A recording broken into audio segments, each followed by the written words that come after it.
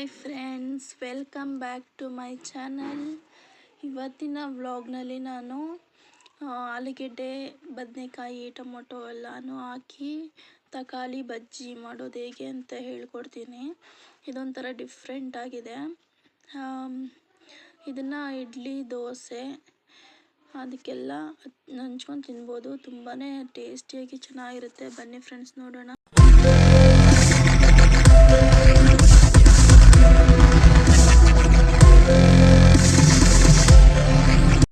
ಇವಾಗ ಇದಕ್ಕೆ ಏನೇನು ಬೇಕು ಅಂತ ನೋಡೋಣ ಬನ್ನಿ.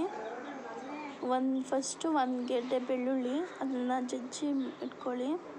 ಸ್ವಲ್ಪ ಕರ್ಬೇವಿನ ಸೊಪ್ಪು, 4 ಬದನೆಕಾಯಿ, 1 ದಪ್ಪದು ಆಲೂಗೆಡ್ಡೆ, 1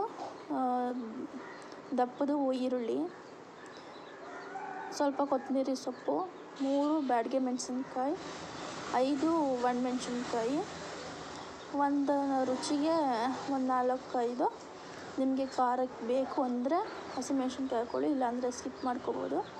3 ಮೀಡಿಯಮ್ ಸೈಜ್ ಟೊಮ್ಯಾಟೊ. ಫಸ್ಟು ಒಂದು ಕುಕ್ಕರ್ಗೆ ಸ್ವಲ್ಪ ಆಯಿಲ್ ಹಾಕ್ಕೊಂಡು, ಇವಾಗ ಅದಕ್ಕೆ ಸಾಸಿವೆ ಹಾಕ್ಕೊಳ್ಳಿ, ಕರ್ಬೇವಿನ ಸೊಪ್ಪು,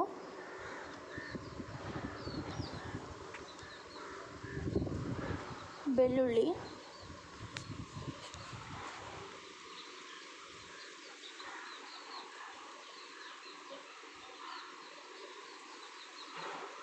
ಮೀಡಿಯಮ್ ಫ್ಲೇಮಲ್ಲೇ ಇಟ್ಕೊಳ್ಳಿ. ಮೆಣಸಿನ್ಕಾಯಿ, ಬ್ಯಾಡಗೆ ಮೆಣಸಿನ್ಕಾಯಿ ಮತ್ತು ಒಣಮೆಣ್ಸಿನ್ಕಾಯಿ, ಹಸಿಮೆಣ್ಸಿನ್ಕಾಯಿ ಎಲ್ಲನೂ ಮುರಿದು ಇಟ್ಕೊಬೇಕು, ಹಂಗಂಗೆ ಹಾಕ್ಬಿಡ್ಬೇಡಿ. ಈರುಳ್ಳಿನ ಒಂದು ಚಿತ್ರಿಸ್ಕೊಂಡು, ಅಂದರೆ ಸಣ್ಣಕ್ಕೆ ಚಿತ್ರಿಸ್ಕೊಂಬಿಡಿ, ಸ್ವಲ್ಪ ಮೀಡಿಯಮ್ ಸೈಜಲ್ಲಿ ಹಚ್ಕೊಂಡು ಹಾಕ್ಕೊಳ್ಳಿ. ಇವಾಗ ಅದಕ್ಕೆ ಕೊತ್ತಂಬರಿ ಸೊಪ್ಪು,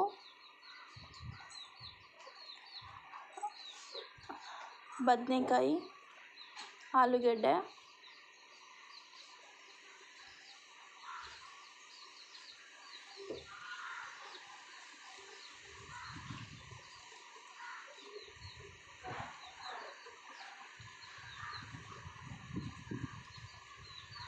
ಎಲ್ಲ ಹಾಕಿ ಇವಾಗ ಚೆನ್ನಾಗಿ ಮಿಕ್ಸ್ ಕೊಡಿ.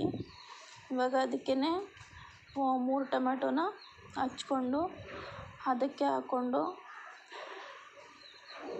ಇವಾಗ ಅದನ್ನು ಚೆನ್ನಾಗಿ ಫ್ರೈ ಮಾಡ್ಕೊಳ್ಳಿ.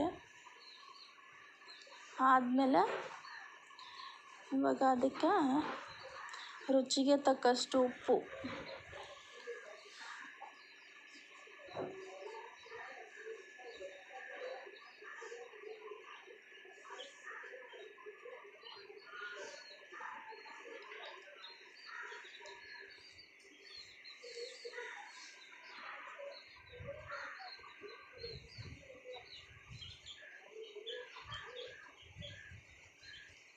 ಹಾಕಿ ಇವಾಗ ಚೆನ್ನಾಗಿ ಮಿಕ್ಸ್ ಕೊಡಿ. ಮಿಕ್ಸ್ ಕೊಟ್ಟಾದಮೇಲೆ ಇವಾಗ ಅದಕ್ಕೆ ಸ್ವಲ್ಪ ನೀರು ಹಾಕ್ಕೊಂಡು 3 ವಿಸಿಲ್ ಕೂಗಿಸ್ಕೊಬೇಕು. ಸ್ವಲ್ಪನೇ ನೀರು ಹಾಕ್ಕೊಳ್ಳಿ. ನೀರು ಹಾಕ್ಕೊಂಡು ಇವಾಗ ಅದನ್ನು 3 ವಿಸಿಲ್ ಕೂಗಿಸ್ಕೋಬೇಕು. ನೋಡಿ, 3 ವಿಸಿಲ್ ಆಗಿದೆ, ಚೆನ್ನಾಗಿ ಎಲ್ಲ ಬೆಂದಿದೆ. ಇವಾಗ ಇದನ್ನು ತಣ್ಣಗಾಗಕ್ಕೆ ಬಿಟ್ಕೊಂಡು ಆಡಿಸ್ಕೊಂಡು ಒಗ್ಗರಣೆ ಕೊಟ್ಕೊಳ್ಳಿ. ನೋಡಿ, ಇಡ್ಲಿಗೆ, ಬಜ್ಜಿ ಟೇಸ್ಟಿಯಾಗಿ ಚೆನ್ನಾಗಿರುತ್ತೆ ಫ್ರೆಂಡ್ಸ್. ನೀವು ಒಂದ್ಸಲ ಟ್ರೈ ಮಾಡಿ ನೋಡಿ. ಚಟ್ನಿನ ನಾನು ನೆಕ್ಸ್ಟ್ ವೀಡಿಯೋದಲ್ಲಿ ಅಪ್ಲೋಡ್ ಮಾಡ್ತೀನಿ, ಚಟ್ನಿ ಮಾಡೋದು ಹೇಗೆ ಅಂತ. ಇವಾಗ ಬಜ್ಜಿ ತೋರಿಸಿದ್ದೀನಿ, ನೆಕ್ಸ್ಟ್ ವೀಡಿಯೋದಲ್ಲಿ ಚಟ್ನಿ ಹೇಗೆ ಮಾಡೋದು ಅಂತ ಹೇಳ್ಕೊಡ್ತೀನಿ.